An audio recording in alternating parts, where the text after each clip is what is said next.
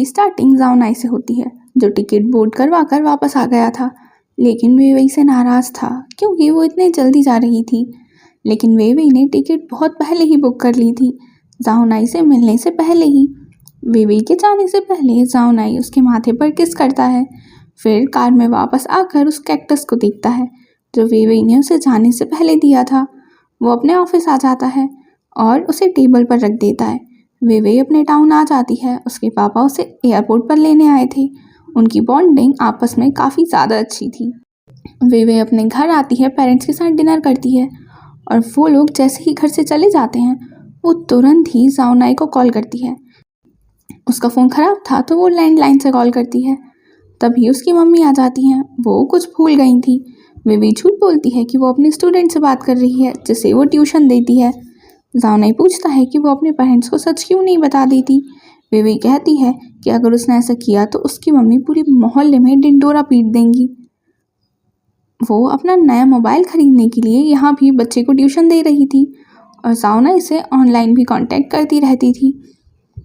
जाओनाई अपनी कंपनी के लोगों से मीटिंग कर रहा था जहाँ उन सबके पास काम बहुत ज़्यादा था लेकिन टाइम बहुत कम और उन्हें और लोगों को हायर करने की ज़रूरत थी। अब हम मिस्टर ब्यूटी को देखते हैं जिसके कंप्यूटर में काफ़ी टाइम से प्रॉब्लम आ रही थी लेकिन उसने ज़्यादा ध्यान नहीं दिया। लेकिन आज तो उसके लैपटॉप का वॉलपेपर ही चेंज हो गया। उसने एक बहुत ही खूबसूरत सी लड़की की फ़ोटो लगाई हुई थी और वो ये बात अपने फ्रेंड्स को बताता है। वो लोग मिस्टर ब्यूटी के कंप्यूटर को हैक करने वाले हैकर को ढूंढ लेते हैं। हैकर चैट पर कहता है कि मैं कोई बुरे इरादे नहीं रखता। जब ये लोग उसके कंप्यूटर के कैमरे में उसकी शक्ल देखने को ही होते हैं कि वो अपना कंप्यूटर बंद करके चला जाता है। मिस्टर ब्यूटी तो परेशान हो जाता है और यहाँ से एक रेस्टोरेंट पर खाना खाने आता है। यहाँ के शेफ से उसकी अच्छी दोस्ती थी। केओ ये वही इंसान था जो उनके कॉलेज की कैफेटेरिया में भी काम करता था। मिस्टर ब्यूटी उसे बताता है कि कंपनी में बहुत काम है और हमें और भी लोगों को हायर करना होगा और वो काफ़ी थका हुआ और परेशान लग रहा था। इस वजह से वो ज़्यादा पी लेता है और वहीं सो जाता है। केओ उसे अपने रेस्टोरेंट के बेड पर सुला देता है और मैं आप लोगों को बता दूं कि ये दोनों हमारे सेकंड कपल हैं। ड्रामा में इन्हें ऐसा कपल नहीं दिखाया गया है चाइनीज़ सेंसरशिप की वजह से, लेकिन नॉवल में ये दोनों को कपल ही दिखाया गया था। मिस्टर ब्यूटी एक अच्छी नींद लेकर उठता है और अपने घर वापस चला जाता है। अब हम जाओनाई को देखते हैं जिसे मिस्टर ब्यूटी के कंप्यूटर के हैकर का कॉल आता है जो कि कोई और नहीं केओ ही था। केओ एक बहुत ज़्यादा फेमस हैकर था। केओ जाओनाई को एक कंपटीशन के लिए चैलेंज करता है। वो कहता है कि अगर जाओनाई जीता तो वो खुद उसकी कंपनी में 1 साल तक बिना सैलरी के काम करेगा। जाओनाई 1 पॉइंट से जीत जाता है और अब रात में केओ उसकी कंपनी में आने वाला था। मिस्टर ब्यूटी तो हथियार लेकर तैयार खड़ा था उस हैकर को मारने के लिए, लेकिन जैसे ही उसे पता चलता है कि वो इंसान केओ है तो उसका गुस्सा शांत हो जाता है। लेकिन उसे अब इस बात की चिंता हो रही थी कि अब उसके लिए खाना कौन बनाएगा। दूसरी तरफ हम वेइवेई को देखते हैं जिसने अपने लिए एक नया गोल्डन फ़ोन ले लिया था क्योंकि जाओनाई के फ़ोन का कलर भी गोल्डन ही था। वो जाओनाई को परेशान करने के लिए एक लॉटरी वाला मैसेज करती है और उसने अपना अकाउंट नंबर भी लिख दिया था ताकि मैसेज थोड़ा रियल लगे। लेकिन जाओनाई उसे सच में पैसे ट्रांसफ़र कर देता है। वेइवेई उसे कॉल करती है और पूछती है कि जब तुम्हें सच पता था तो तुमने पैसे ट्रांसफ़र क्यों किए। जाओनाई बोलता है कि उन पैसों से अपने लिए प्लेन की टिकट खरीद लेना। वेइवेई सच में ऐसा करती है और तुरंत ही प्लेन की टिकट खरीद लेती है और अपने पेरेंट्स से बोलती है कि वो इंटर्नशिप की वजह से वापस जा रही है और वो अपने फ्रेंड के घर रुकेगी। और एयरपोर्ट से वो सीधा जाओनाई के ऑफिस पहुंच जाती है उसे सरप्राइज़ देने, क्योंकि उसने सारे एम्प्लॉयज़ को 1 हफ्ते की छुट्टी दी थी। लेकिन जब वो वहाँ पहुँचती है तो वहाँ सी सॉन्ग था और कुछ और लोग भी थे जो मीटिंग के लिए आए थे। जाओनाई उसे देखता है, उसे एक रूम में ले जाता है। वेइवेई कुछ बोलती उससे पहले ही जाओनाई उसे किस करता है और फिर वेट करने का कहकर चला जाता है। वेइवेई तो यहाँ आने से थोड़ा एम्बैरेस्ड हो गई थी, इसलिए वो अपने फ्रेंड के घर चली जाती है। वहाँ कोई नहीं रहता था इसलिए घर खाली था। वो सफाई करती है। उसे अपने ऑफिस में ना देख जाओनाई उसे कॉल करता है। वेइवेई पहले तो उसे घर आने से मना कर देती है लेकिन फिर जाओनाई को आने देती है और आते ही उसे किचन की सफाई के काम पर लगा देती है। फिर वो लोग लंच पर जाते हैं जहाँ जाओनाई उसे फिर से किस करता है और अब हम देखते हैं कि वे जाओनाई की कंपनी में इंटर्नशिप करने आती है। सी सॉन्ग उसे पूरी कंपनी दिखाता है और फिर उसे एक एम्प्लॉय आशोंग के हवाले कर देता है। आशोंग को लड़कियां बिल्कुल पसंद नहीं थी। उसे लगता था लड़कियां आईटी सेक्टर के लिए बनी ही नहीं हैं और पूरा काम खराब कर देंगी। वेवे को वो एक टास्क देता है जिसे वेवे काफ़ी अच्छे से कंप्लीट करती है। वो थोड़ा इम्प्रेस हो जाता है लेकिन अभी भी उसे पसंद नहीं करता। एक दिन आशोंग को ठंड लग जाती है तो सी सॉन्ग उसके लिए दवाई लेने जाता है, लेकिन किसी काम की वजह से वो नहीं जा पाता तो वेवे चली जाती है, जिस वजह से वो बारिश में भीग जाती है। और ये देख जाओनाई को गुस्सा आ जाता है। वो वेवे को सीधे घर लेकर जाता है, लेकिन वेवे जहाँ रहती थी वहाँ नहीं, खुद के घर। अब दूसरी सुबह हम वेवे को देखते हैं जो अपनी गर्दन पर बना बाइट मार्क छुपाने की कोशिश कर रही थी। अब हम देखते हैं कि वेवे की फ्रेंड को बिल्ली ने काट लिया था, इसलिए वेवे हॉस्पिटल गई थी, लेकिन उसे फीवर था और वो खुद वहाँ बेहोश हो जाती है। फिर उसे ड्रिप लगाई जाती है। जाओनाई भी आ गया था। वो उसे फ्लैट पर लेकर आता है और उसका ख्याल रखता है। वेवे उससे घर जाने को कह देती है, लेकिन जब वो रात में बाहर आती है तो जाओनाई अभी भी वहीं था।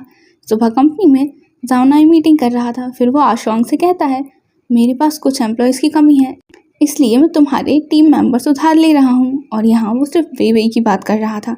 आशोंग वेवे को सॉरी कहता है और अब हम वेवे को जाओनाई के घर देखते हैं, जहाँ जाओनाई वेवे को अपने घर का ख्याल रखने का बोल गया था।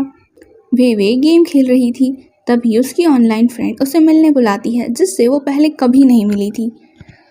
उसके पास जाओनाई का भी मैसेज आता है कि मेरे रिलेटिव्स का घर खाली है जिसमें स्विमिंग पूल है, क्या तुम स्विमिंग करने चलोगी। और यहाँ वेवे अपने दिमाग के घोड़े दौड़ा रही थी और वो जाओनाई को स्विम सूट में इमेजिन करने लगती है और खुद ही शर्मा भी रही होती है। फिर वो अपनी फ्रेंड से मिलने जाती है और उसकी फ्रेंड बोलती है कि वेवे बहुत खूबसूरत है। वो दोनों थोड़ी देर बात करते हैं, फिर जाओनाई उसे लेने आ जाता है। वो लोग जाओनाई के रिलेटिव के घर जाते हैं और जैसे ही जाओनाई चेंज करके आता है, वेवे तो शर्मा कर भाग जाती है। फिर हम वेवे की फ्रेंड को गेम में देखते हैं, जिसे सब बुली कर रहे थे, क्योंकि उन लोगों को लगता था कि वेवे सुंदर नहीं है और वो लड़की झूठ बोल रही है, क्योंकि उन लोगों ने वेवे की फ्रेंड को वेवे समझ लिया था, जो कि रियल में प्रिटी है, लेकिन ड्रामा में तो अगली बोला जा रहा है। फिर वेवे और जाओनाई वापस आ जाते हैं। तभी जाओनाई की मम्मी का कॉल आता है। वेवे उठा लेती है क्योंकि वो नंबर सेव ही नहीं था। वेवे स्पीकर पर डाल देती है। जाओनाई की मम्मी कहती हैं, जाओनाई की मम्मी को पता चल जाता है कि वेवे ने कॉल उठाया है और वो जाओनाई से कहती हैं कि वेवे को ज़्यादा परेशान मत करना। फिर जब वेवे कार से उतरने वाली होती है तो उससे पहले जाओनाई उसे किस करता है और कहता है कि मैं तुम्हें परेशान तो करूँगा ही। कि स्टार्टिंग वेवे से होती है, जिसके पास उसकी ऑनलाइन फ्रेंड का कॉल आता है, जिसका अकाउंट स्लीपिंग बटरफ्लाई से था, जो उसे डिनर पर बुलाती है। वेवे हाँ कह देती है। फिर हम देखते हैं कि वेवे सी सॉन्ग, मिस्टर ब्यूटी और केओ के साथ लंच पर जाती है और वहाँ पर मिस्टर ब्यूटी अपने टूटे दिल की दास्तान सुना रहा होता है कि उसने गेम में एक लड़की को अप्रोच किया था जिसका account name Plucker of flower था। उन लोगों की काफ़ी अच्छी बॉन्डिंग हो गई थी, लेकिन फिर मिस्टर ब्यूटी को पता चला कि वो कोई लड़की नहीं, एक लड़के का अकाउंट था। और यहाँ पर केओ एक प्लेटफॉर्म का नाम लेता है और पूछता है कि क्या तुम उससे यहाँ मिले थे। मिस्टर ब्यूटी कहता है कि हाँ, तुम्हें कैसे पता। तो केओ बताता है कि मैं ही प्लकर ऑफ फ्लावर हूँ। और इतना सुनते ही सी सॉन्ग नाटक करने लगता है कि उसका पेट दुख रहा है और वे उसे हॉस्पिटल दिखाने के बहाने बनाती है और दोनों बाहर आ जाते हैं। फिर वे स्लीपिंग बटरफ्लाई से मिलने जाती है, लेकिन देखती है कि वहाँ वो अकेली नहीं है, बल्कि बहुत सारे लोग हैं जो पूरे गेम से जुड़े हुए थे। वो लोग सारे उसे देखकर शॉक्ड हो जाते हैं कि वो कितनी सुंदर है।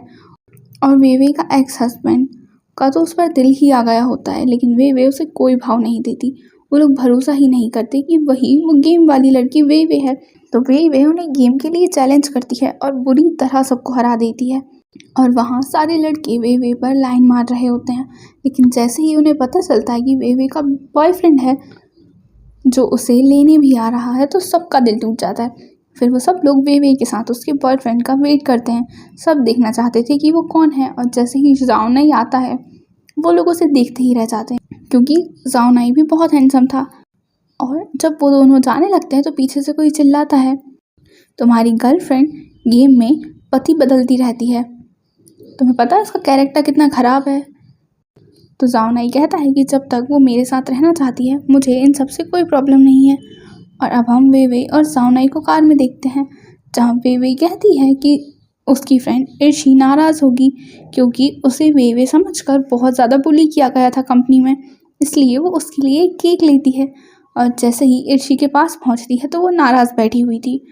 और यहाँ पर ना हमें इर्शी और साओगोंग उन दोनों की स्टोरी भी दिखाई गई है, जहाँ गेम में साओगोंग ने इर्शी को अप्रोच किया था क्योंकि उसे लग रहा था वो वेवे का अकाउंट है, और इर्शी जो है वो साओगोंग से काफ़ी अटैच हो गई थी, उसे नहीं पता था वो साओगोंग है। लेकिन आज गेम में साओगोंग ने उसे बता दिया कि वो कौन है और वो उसे वेवे समझ के बात कर रहा था। लेकिन साओगोंग को अभी भी लगता है कि वो वेवे ही है।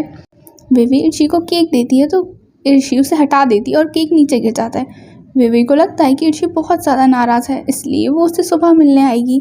लेकिन जब वो सुबह आती है तो वो रूम में थी ही नहीं। तभी उसे जाओनाई का कॉल आता है जो उसे नाश्ते के लिए बुलाता है।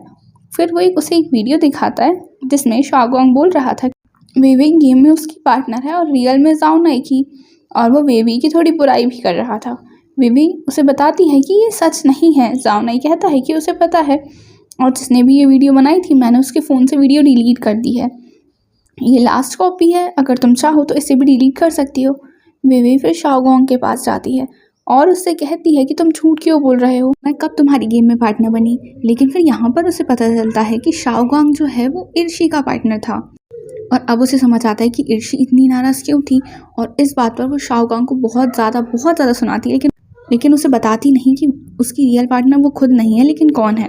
फिर जाओनाई भी साओगोंग को कॉल करके बास्केटबॉल कोर्ट बुलाता है और उससे कहता है कि तुम्हारी बेवकूफ़ की वजह से दो लोगों की दोस्ती ख़राब हो रही है। साओगोंग पूछता है कि वीडियो देखने के बाद तुम्हें उस पर यकीन है, तो जाओनाई कहता है कि वो मेरी गर्लफ्रेंड है, मैं उस पर शक क्यों करूँगा। वेवे ने इर्शी से बात करने की कोशिश की थी लेकिन वो रूम से बाहर ही नहीं आई। दूसरी सुबह साओगोंग इर्शी को मनाने के लिए जाता है क्योंकि उसे पता चल गया था कि वो लड़की इर्शी ही है, लेकिन वो उसकी एक नहीं सुनती। फिर इर्शी अपनी कंपनी आ जाती है जहाँ उसका बॉस जो था वो वेवे का एक्स हस्बैंड ज़ेंट्री वुजियांग था। वो उससे वेवे के बारे में पूछता है लेकिन इर्शी नहीं बताती। फिर वो अपने घर आ जाती है और अपना सामान पैक करने लगती है। जाने ही वाली थी कि तभी वेवे आ जाती है।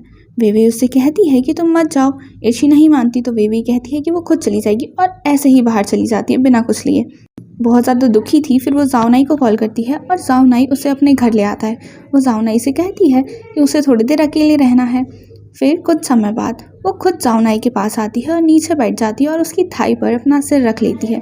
पूछती है कि हम कभी लड़ेंगे। जाओनाई कहता है कि नहीं, क्योंकि हम बिना लड़े भी चीज़ें सुलझा सकते हैं। वेवे कहती है कि मुझे इर्शी के लिए भी ऐसा ही लगता था। तो यहाँ पर जाओनाई कहता है कि वो तुम्हारी लाइफ का छोटा सा हिस्सा है और मैं सब कुछ। और हो सकता है ये लाइन आपको बहुत ही रोमांटिक या बहुत ज़्यादा अच्छी लगी हो, बट मुझे पर्सनली बिल्कुल पसंद नहीं आई। मुझे ऐसा लगा जैसे यहाँ वो उसकी फ्रेंडशिप की इंसल्ट कर रहा है। और अभी हम ड्रामा को कंटिन्यू करते हैं। इस बारे में मैं एक रिव्यू वीडियो बनाऊंगी इस ड्रामा की, उसमें बताऊंगी। फिर वो दोनों डिनर करते हैं जहाँ जाओनाई कहता है कि वेवे यहाँ रुक सकती है, वो अपने पेरेंट्स के घर चला जाएगा लेकिन कल, क्योंकि आज बहुत रात हो चुकी थी। फिर वेवे बेड पर सो जाती है और जाओनाई सोफे पर। दूसरी सुबह हम देखते हैं कि वेवे फ्लैट पर वापस आती है और अपना सामान पैक करके जाने लगती है। नीचे आती है तो ज़ेंट्री वुजियांग वहाँ आया था। वो इर्शी के एड्रेस पर आया था पर उसे वहाँ पर वेवे मिल गई। वो वेवे को राइड ऑफर करता है। वेवे मना कर देती है लेकिन वो तो पीछे ही पड़ जाता है। तो फिर यहाँ पर वेवे उसे बहुत बुरा सुना देती है। फिर वो और जाओनाई रात में जाओनाई के पेरेंट्स के घर जाते हैं लेकिन देखते हैं कि वहाँ वाटर लीक हो रहा है। तो वो दोनों वहाँ से जो भी इम्पोर्टेंट सामान था, कुछ पेपर्स और आर्ट कलेक्शंस, उन्हें वो उठा कर ले आते हैं। वो काम हम देखते हैं कि जाओनाई जो था वो काम कर रहा था और वेवे साइड में गेम खेल रही थी। उसकी नींद लग जाती है और लैपटॉप खुला ही छूट जाता है। तभी उसके पास ज़ेंट्री वुजियांग का मैसेज आता है कि पुराने दिन कितने अच्छे थे, मैं उन्हें मिस कर रहा हूँ, ब्ला ब्ला ब्ला। जाओनाई देखता है और सिर्फ एक रिप्लाई लिखता है, मैं ए जाओ नेहे हूँ, मतलब उसका गेम वाला हस्बैंड। लेकिन ज़ेंट्री समझ जाता है कि वेवे का बॉयफ्रेंड और उसका गेम में हस्बैंड दोनों सेम है। फिर वेवे भी उठ जाती है तो जाओनाई पूछता है कि वेवे ने उसे क्यों नहीं बताया कि कल वो ज़ेंट्री से मिली थी। तो वेवे बोलती है कि मैंने खुद सब संभाल लिया था। अब कंपनी में सब मिस्टर ब्यूटी को परेशान कर रहे थे क्योंकि सबको पता चल गया था कि वो कितना ज़्यादा रिच है। उसने ऐसा किसी को बताया नहीं था और सब उससे अब एक अच्छे होटल में, महंगे होटल में डिनर की मांग कर रहे थे। लेकिन तभी वहाँ पर जाओ नहीं आ जाता है और सबको अर्जेंट मीटिंग के लिए बुलाता है। स्टार्टिंग जाओ नहीं से होती है, जिसने सबको मीटिंग के लिए बुलाया था। वो सबको बताता है डेडलाइन की जो टाइमिंग है उसे चेंज कर दिया गया है और उन्हें अब प्रोजेक्ट को जल्दी ख़त्म करना होगा। फिर वो बाहर आकर वेवेई से कहता है कि उसके कपड़े और बाकी असेंशियल आइटम्स वो यहाँ ला दे, क्योंकि अब वो यहीं कंपनी में रहने वाला है। और वो अब सब लोग कंपनी में बहुत ज़्यादा काम कर रहे होते हैं, बहुत ज़्यादा, किसी के पास सांस लेने तक का टाइम नहीं था। वो लोग खाना भी भूल जाते हैं, हर कहीं सो जाते हैं। वे भी उन सबको देखती है लेकिन वो उनकी हेल्प नहीं कर पा रही थी। फिर वो डिसाइड करती है कि उन लोगों के लिए यहाँ गद्दे लगवा देगी ताकि वो लोग अच्छे से सो पाएँ। और जब वो ये बात जाओनाई से कहती है तो जाओनाई उसे अपना वॉलेट दे देता है। वे सबके लिए गद्दे लगवाती है और वो सब लोग काफ़ी ज़्यादा खुश हो जाते हैं। और अब हम इर्शी को देखते हैं, जिसके पास बार बार शाओगोंग मैसेज कर रहा था, इसलिए वो उसे कॉल करती है और कहती है कि मैंने तुम्हें माफ़ कर दिया, लेकिन अब मुझे ऐसे ट्रीट करना जैसे हम एक दूसरे को नहीं जानते, और वेवे से भी माफ़ी मांग लेना। फिर वो वेवे को कॉल करती है, जो जाओ नहीं उठाता है क्योंकि वेवे कंपनी में ही सो गई थी। जाओ नहीं इर्शी से कहता है कि तुमने कॉल किया। ये जानकर वेवे बहुत खुश होगी और वेवे सच में बहुत खुश होती है उठकर जब उसे ये पता चलता है कि इर्शी ने कॉल किया था। वो तुरंत ही इर्शी से मिलने निकल जाती है। वो उसके लिए केक भी लेकर जाती है और इर्शी उससे माफ़ी मांगती है और उन दोनों के बीच सारी चीज़ें शॉर्ट आउट हो जाती हैं। फिर वो दोनों लंच पर जाते हैं, जहाँ वेवे आशोंग को कार में किसी के साथ जाते हुए देखती है। अब हम जाओ नहीं को देखते हैं, जो बस काम काम काम ही किए जा रहा था। वेवे उसके लिए लंच लाई थी और जाओनाई का इंतज़ार करते करते वो सो जाती है। जब उठती है तो देखती है जाओनाई लंच कर रहा था। फिर जाओनाई उसे डेट पर लेके जाता है, जहाँ वो एक एडवर्टाइजमेंट पे कुछ बाइनरी नंबर्स देखता है और यहीं उसके दिमाग में कुछ कोड्स आ जाते हैं। वो तुरंत ही वेवे को भागते हुए कैफ़े में लेकर आता है और टिश्यू पेपर पर कुछ लिखने लग जाता है। वेवे उसे डिस्टर्ब नहीं करती और शांति से बस देखती रहती है। फिर वेवे कार में सो चुकी थी। जाओनाई उसे गोद में उठाकर लाता है और बेड पर लेटा देता है और वापस से काम करने लग जाता है। वेवे सुबह कंपनी आती है। ऑफिस में जाओनाई उसके फ्रेंड्स आशोंग और केओ प्रोग्राम को रन करके देख रहे थे, जिसे उन लोगों ने इतनी मेहनत से बनाया था, और बाकी सब लोग उनका वेट कर रहे थे और वो लोग सक्सेसफुल हो जाते हैं। मिस्टर ब्यूटी सबको हक करता है, केओ को भी, और मैं बता रही हूँ इस वजह से केओ का दिल गार्डन गार्डन हो गया होगा। यहाँ पर सब खुश हो रहे थे लेकिन आशोंग साइड में चला जाता है। वो किसी को कॉल करता है और हमें पता लगता है कि वो जाओनाई पर चीट कर रहा था।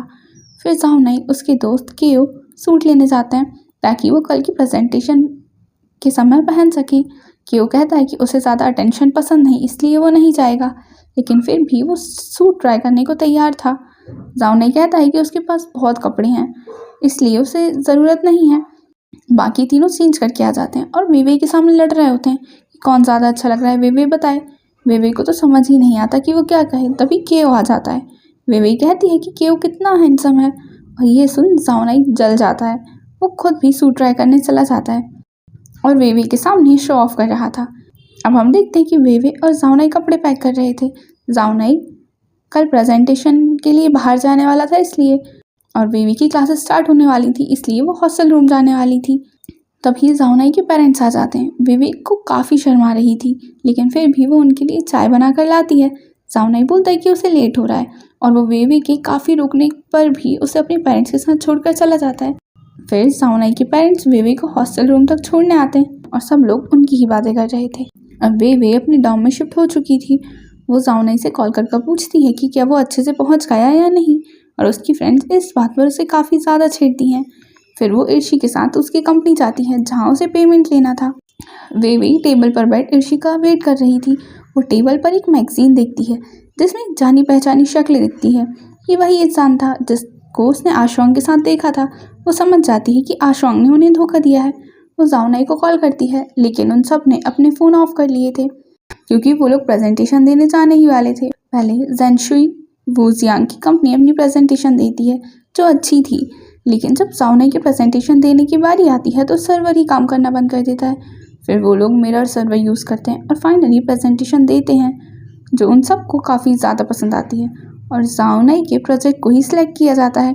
जेनशुई दुखी होता है, लेकिन वो अपनी हार अच्छे से एक्सेप्ट कर लेता है और यहाँ पर वो अपने पापा के असिस्टेंट को बात करते हुए सुनता है, जिससे उसे पता चलता है कि उन लोगों ने जाओनाई के यहाँ जासूस भेजा था। मतलब आशुआंग के बारे में उसे नहीं पता था, वो तो फेयर गेम खेलना चाहता था। फिर हम वेइवेई को देखते हैं जो जाओनाई के बारे में ही सोच रही थी कि प्रेजेंटेशन अच्छी रही होगी या नहीं। तभी पीछे से जाओनाई आ जाता है। वेइवेई तुरंत ही उसे गले लगा लेती है। फिर वो सब लोग डिनर करने आते हैं। मिस्टर ब्यूटी बोलता है कि मैं अकेले रह रहा हूँ, क्या कोई मेरा रूममेट बनेगा। ये सुन सब लोग लड़ने लग जाते हैं, तो वो बोलता है कि तुम लोग ही डिसाइड कर लो। जाओनाई वाइन लेने साइड में जाता है, तो वेइवेई भी आ जाती है। वो पूछती है ये आशुआंग क्यों नहीं आया, तो जाओनाई बताता है कि उसने रिज़ाइन कर दिया। वेइवेई पूछती है कि क्या सच में उसने धोखा दिया है, और ये भी बताती है कि उसे ये पता कैसे चला। जाओनाई बोलता है कि हाँ उसने चीट किया है, लेकिन किसी को पता नहीं है और वो बताएगा भी नहीं। अब सीन शिफ्ट होता है मिस्टर ब्यूटी पर, जिसके घर के हाल बेहाल हो रखे थे। तभी केओ आ जाता है। वो खाना बनाता है। मिस्टर ब्यूटी को लगता है कि अब वो चला जाएगा, लेकिन वो कहता है कि अब वो यहीं रहने वाला है। वो साथ में उसके घर के पूरे काम कर देगा, झाड़ू पोछा बर्तन। ये सुनकर मिस्टर ब्यूटी मान जाता है और अब वो सब लोग रोड ट्रिप पर जाने वाले थे। जाओनाई 4 गाड़ियाँ लेकर वेइवेई को पिक करने आता है। फिर वो बाकी लोगों को आगे जाने देता है और कार को साइड में पार्क कर देता है। वेइवेई को किस करता है। अब सब लोग अपनी डेस्टिनेशन पर पहुंच चुके थे। वो लोग स्विमिंग कर रहे थे। फिर वो लोग ग्रिलिंग भी करते हैं, जहाँ पर उन सबको खाना मिल ही नहीं रहा था, इसलिए वो लोग गेमिंग कंपटीशन करते हैं। लेकिन इतना सब करने के बाद भी कुछ लोग तो भूखे रह ही जाते हैं, लेकिन वो लोग काफ़ी इन्जॉय कर रहे थे। और अब सीन सीधे 2 साल बाद शिफ्ट होता है, जहाँ जाओनाई अपने गेम से रिलेटेड एक इंटरव्यू दे रहा था। उसी दिन वेइवेई ग्रेजुएट भी हो गई थी। वो सब लोग ग्रेजुएशंस की फ़ोटो ले रहे थे। जाओनाई भी वहाँ पर आ गया था। और अब सीन शिफ्ट होता है वेइवेई के पापा पर, जो बोल रहे थे कि वेइवेई को शादी करने की इतनी जल्दी क्या है। स्टार्टिंग में वो जाओनाई को बिल्कुल पसंद नहीं करते, लेकिन फिर धीरे धीरे जाओनाई उनका दिल जीत लेता है। उन दोनों की फैमिलीज मिलती हैं, उनकी इंगेजमेंट होती है। जाओनाई ने नया अपार्टमेंट ले लिया था, जहाँ वो वेइवेई को काफ़ी अच्छे से दुल्हन बनाता है और फिर खुद ही उसे ख़राब भी कर देता है। लास्ट में जाओनाई ने वो जगह खरीद ली थी जहाँ उसने वेइवेई को पहली बार देखा था। वो वहाँ अपना ऑफिस बनाना चाहता था। और ये प्यारा सा ड्रामा यहीं ख़त्म हो जाता है। अगर आपको ये वीडियो अच्छी लगी हो तो प्लीज़ इस वीडियो को लाइक कीजिए और चैनल को सब्सक्राइब कीजिए। बाय।